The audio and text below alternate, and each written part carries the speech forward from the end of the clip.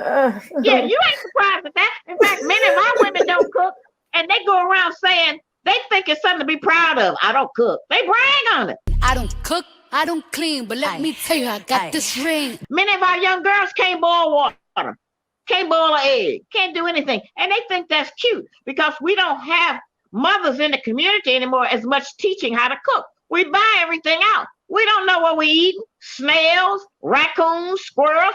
We don't know how to identify meat.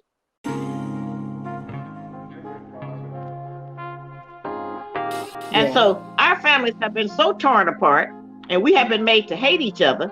And the other reasons is that every problem that the white woman has had with the white man, they have pushed those issues on us, or we have adopted those issues and decided that that was our problem too.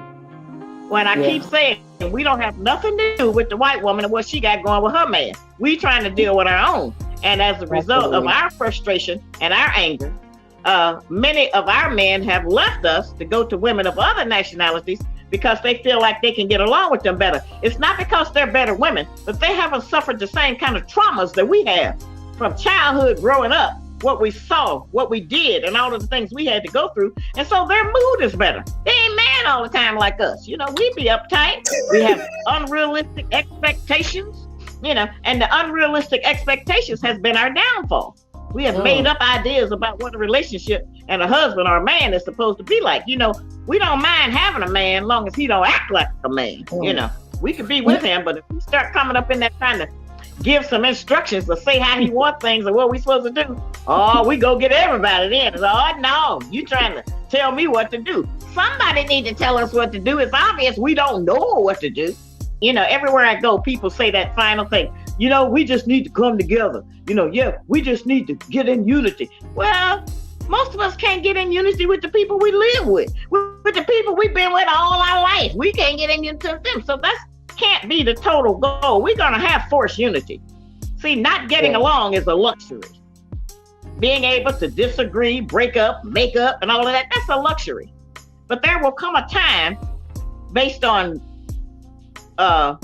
things that we all need to survive, and where we gonna need a man, where we gonna get past a whole lot of what we got going now. It's just gonna fade away. Like Trump said, it's gonna poof, it'll disappear. You know, it's not gonna be there. But for right now, the man's role would be to protect and provide. Now, when we say provide, that don't mean buy you every kind of weave you want that costs $800 or $900. It don't mean buy you every kind of Gucci and Fendi and Louis Vuitton. That ain't what provide means. He's going to provide direction and guidance, love, affection, discipline for our children, and help with all of those kind of things. Provide ideas. See, one of our problems as black women is that we ain't got nothing to do.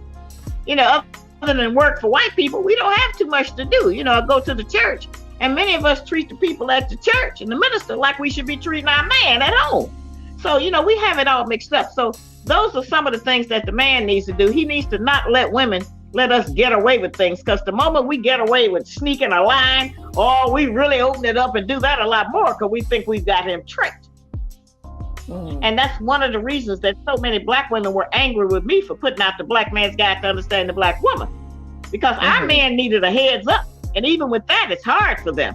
But they just have certain information they don't have about us that keeps them confused and makes them reject us and go to someplace else.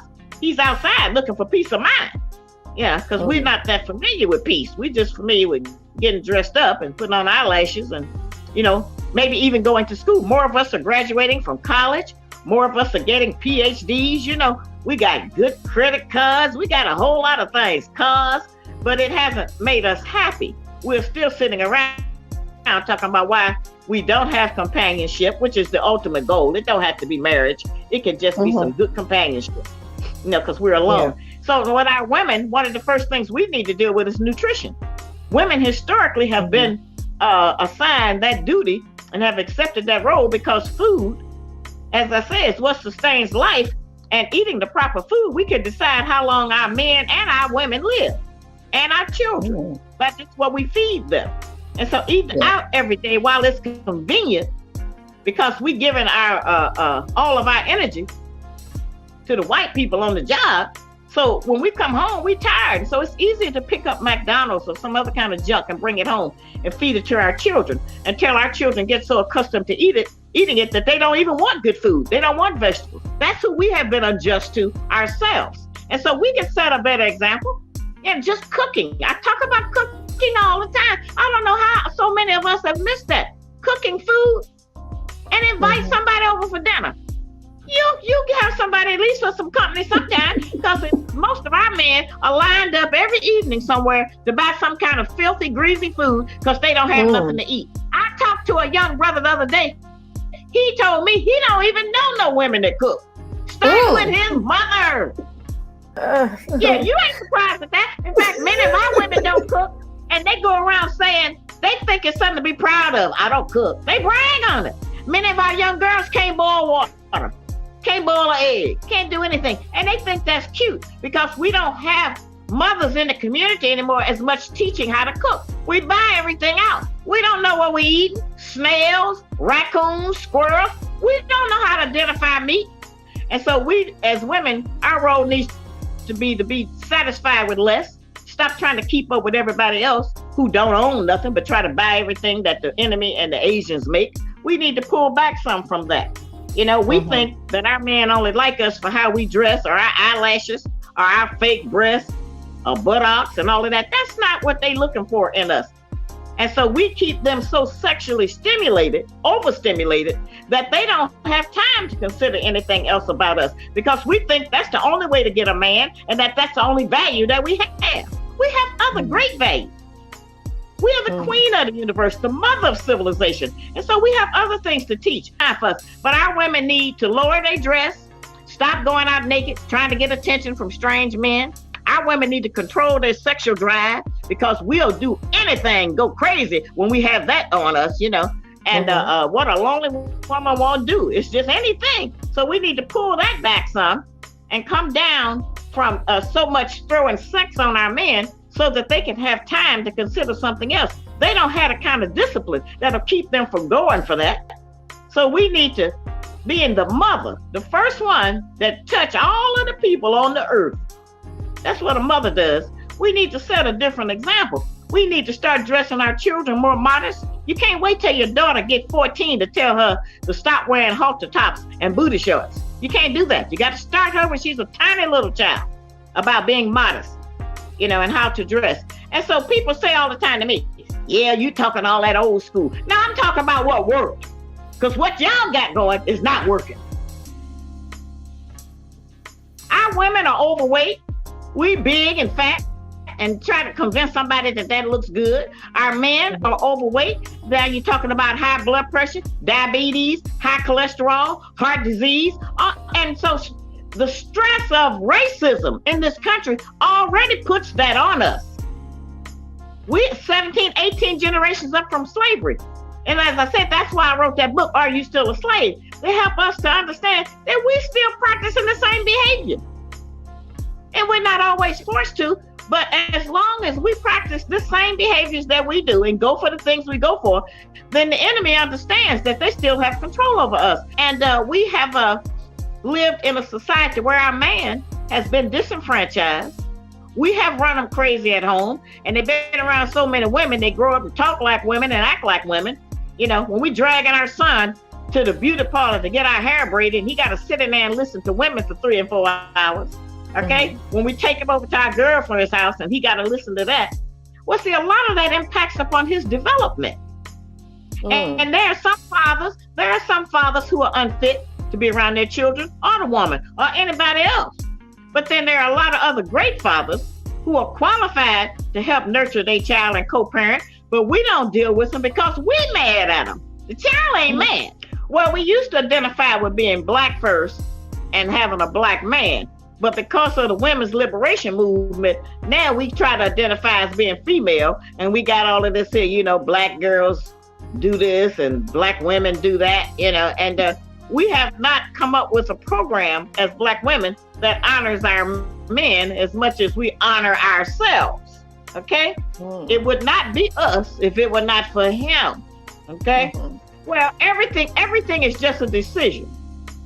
And when a lot of us hear the truth, we don't want to take that truth because it requires us to change and rearrange the fake values that we have been forced to accept. We think to live out here, and many of us think that if we do that we will become ostracized.